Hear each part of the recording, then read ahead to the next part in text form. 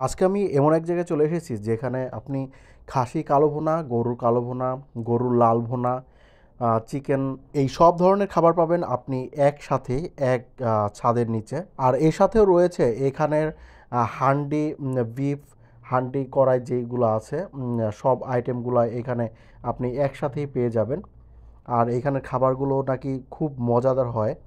তো আর আর এখানের আরেকটা স্পেশাল যেই আইটেমটা আর যেটা আমি আজকে খাওয়ার জন্য এখানে এসেছি, তো সেটা হলো এখানের পাকিস্তানি যেই বিফ কড়াই যেটা আছে, ওইটা পেশোয়ারি যে পাকিস্তানি বিফ কড়াই। আর এটার বিশেষত্ব আপনারা অনেকেই জানেন, এটা খুবই মশলা যেই পূর্ণ যে খাবারগুলো আছে মশলা মুক্ত যেই খাবার ওইটা দিয়ে এটা করা। আর আমি যেহেতু ইফতারির পরে এসেছিলাম এখনও সব ফাঁকাই ছিল, তো আমি এখানের আজকে যে পাকিস্তানি পেশোয়ারি যেই বিফ কড়াই আছে ওইটা আমি অর্ডার দিয়েছি।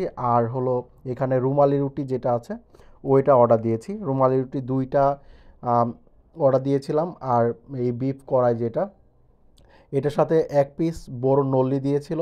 আর 4 পিসের মতো আমাকে পিস দিয়েছিল, গরুর যে পিসগুলো। আর এটা কিন্তু এখন পর্যন্ত খুবই ভাইরাল একটা বিফ বলতে পারেন আপনি। খুবই মজাদার। যাই হোক, আমি এর আগে যদিও খাইনি, তো আজকে আমি ফার্স্ট এসেছি এখানে ট্রাই করার জন্য। আর এটার টেস্ট যদি আমি বলি যে আমার ফার্স্ট ইমপ্রেশন ছিল একটু ভিন্নতম। যে আহ, মাংস আমরা তো মশলা দিয়ে খাবার খেয়ে যে অভ্যস্ত, তো তেমন মশলা ছিল না, শুধু মাংস আর এই ঝোলটা ছিল আর কি। আর এই ঝোলটাও কিন্তু আপনার এক্সট্রা তেল দিয়ে না, ওরা ঘি দিয়ে প্লাস হলো এটার সাথে যে গরুর সাথে যে এক্সট্রা তেল থাকে ওই রকম মানে হ্যাঁ, এটা আপনি আলাদাও খেতে পারবেন, কোনো সমস্যা নাই। আর এটার এক বাটি কিন্তু 250 টাকা নিয়েছিল। আর 250 টাকা অনুযায়ী বড় একটা নলি প্লাস হলো চার চার পিস যে মাংস পিস ছিল, সেই হিসেবে কোয়ান্টিটি আমার কাছে খুবই রিজনেবলই লেগেছে। মানে অত বেশি বা খারাপ মানে কম না। আর হলো টেস্টও মোটামুটি ভালোই, খারাপ না। আমার কাছে একটু মানে অন্য ডিফারেন্ট লেগেছে। মানে আমি এর আগে এই টাইপের মাংস আমি এর আগে খাইনি, মানে এমনটা আমার কাছে লেগেছে। আর সাথে কিন্তু ওরা সালাদ দিয়েছিল আর হলো লেবু দিয়েছিল।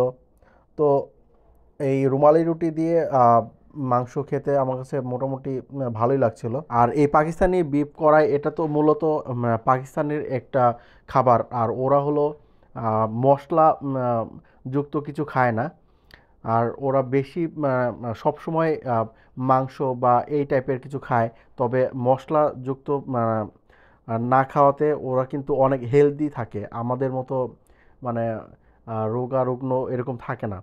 কারণ ওরা ভাত কম খায় প্লাস হলো আম, মাংস যেই এটা হলো আপনার মশলা ছাড়া খায়।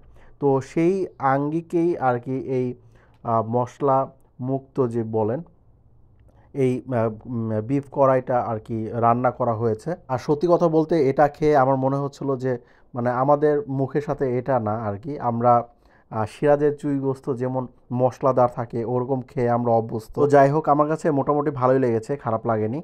আর আপনারা আসলেও এটা টেস্ট করে যেতে পারেন। আর এটার লোকেশনটা ছিল কিন্তু বনশ্রীতে। আর এটার নাম হলো রাজহান্ডি গোস্ত। তো এই ছিল আজকের আমার ভিডিও। ভালো লাগলে একটা ফলো দিয়ে পাশে থাকতে পারেন। আর কেমন লাগলো জানাবেন অবশ্যই। ধন্যবাদ।